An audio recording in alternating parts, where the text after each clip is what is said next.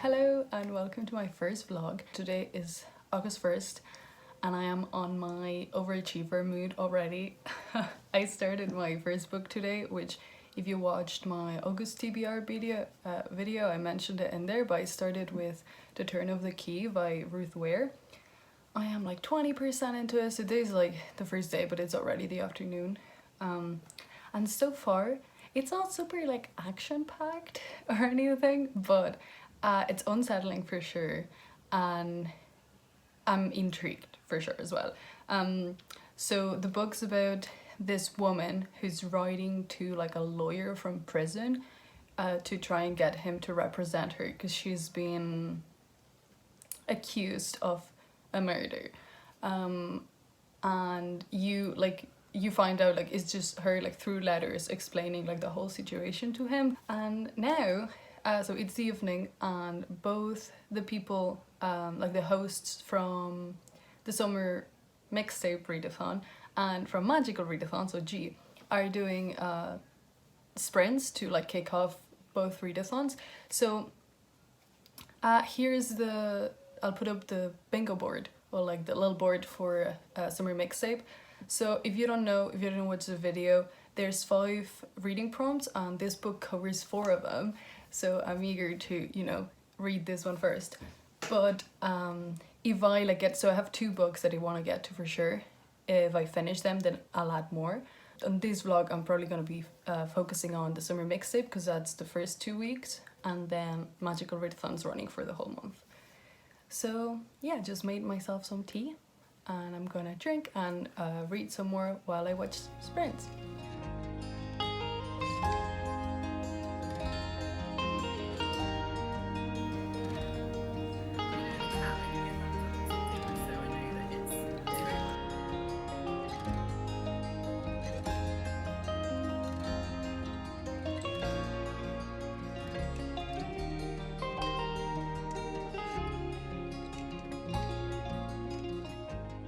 So I haven't really updated you today, but I've been continuing on The Turn of the Key. I had a dentist appointment earlier, so I was reading like while I waited there and such.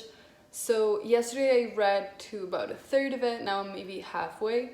And so there's something I don't know if I mentioned about it, which is that there's this nanny. And the main thing is that the house that she's working at now is a smart house. So it has like all these cameras and voice controls and these like panels and an app. So that's what's the main thing that's making it like creepy. And so there's also been the idea of the supernatural introduced. And part of me thinks that like there will be some things where it's never explained if it's supernatural or not. But of course I have no idea because I'm only halfway through it. And then it's interesting because it's really an unreliable narrator. Like throughout it, you can tell that she's like omitting information, or that the way she's explaining something is like, oh, there's clearly something you're not saying. I'm hoping maybe when I get to like 2/3, the action will like ramp up even more because I'm really excited for when that happens. But yeah, because it's a thriller, it's quick to read, even if it's slower paced than I anticipated. I think I'll check back in once I'm like maybe 70% through it or something. So yeah, I'll see you when I see you.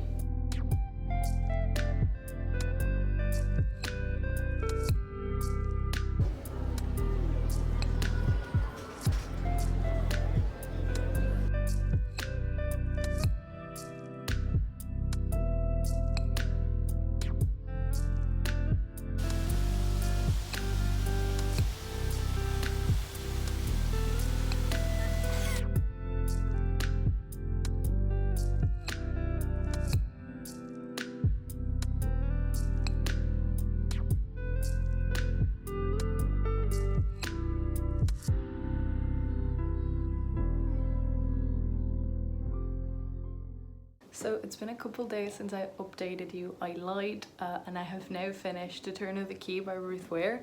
So I did like the book, but I don't know, I was surprised to have guessed a couple of the twists because I usually don't guess much when I'm reading mystery or thriller books. Sorry about the window open. I liked the ending, the last bit definitely surprised me, but you know, guessing some of the twists kind of, I don't know, just made it not as fun for me in this case. I think I would read from Ruth Ware again because I definitely enjoyed the writing and how the story was crafted overall, even if, I don't know, some bits were too slow for me. And I know I kept saying how it was kind of slow paced and I expected it to be more action packed maybe.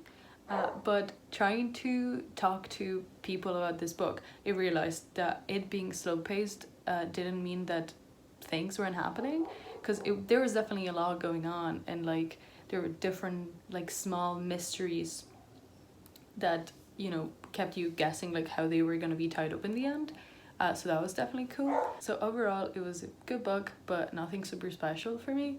I don't really rate my books, but if I had to, I guess I would give it like a 3.5, something like that, out of 5, that is.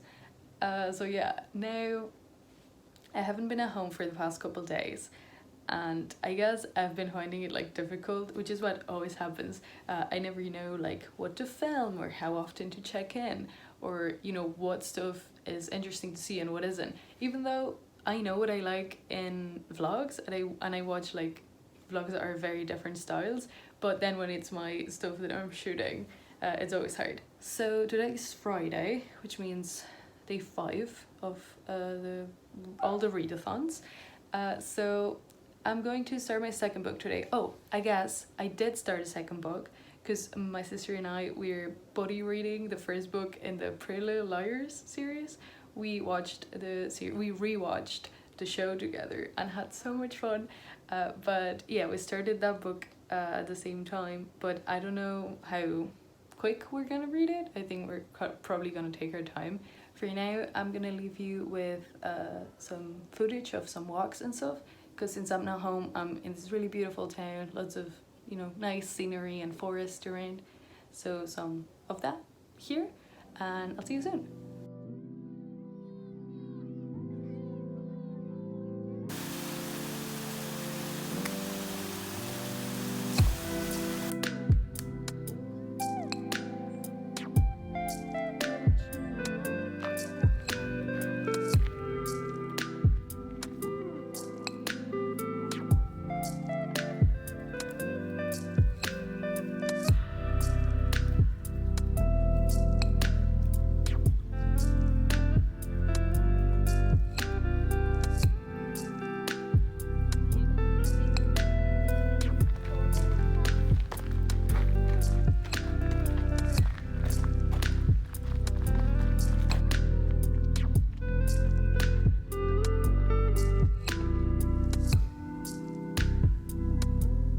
So after that, did I continue reading? Yes. Did I continue checking in? No.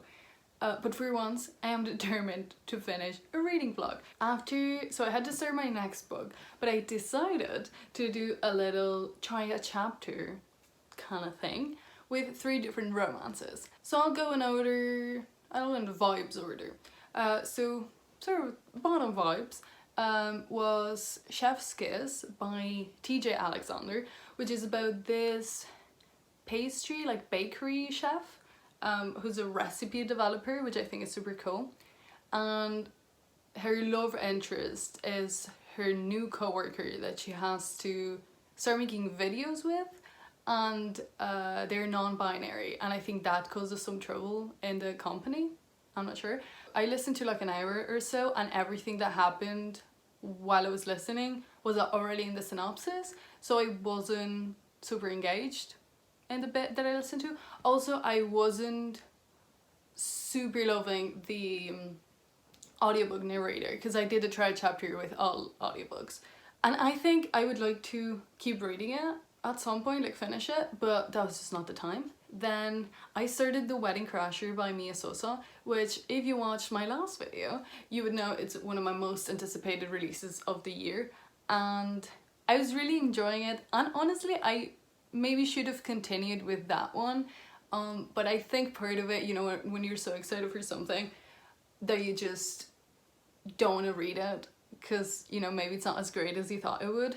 But so far it started great. This one is about this woman who's at this wedding because she's helping her cousin with something, and she sees the bride-to-be with a man that isn't the groom, having like flirty vibes, drama. I mean, I presume the wedding gets called off because the groom is the love interest, which we love to see. So yeah, I'm really excited about that, but that's not what I kept reading. Are you like, is this better? I mean, you can see more of my mess. So what I decided to keep going with is The Romance Recipe by Ruby Barrett, which was like initially my plan. This is about a restaurant owner, and the head chef at said restaurant is a female romance, and I liked it. You know, this would have been more fun if I had checked in halfway through. But I feel like there was like more or less like an equal amount of things I really liked with things that were like kind of meh. Each character has sort of their own struggle going, which I enjoy. I like them to have other things aside from their romance. There was like a reality TV element. It was talked about a lot, but it wasn't shown very much.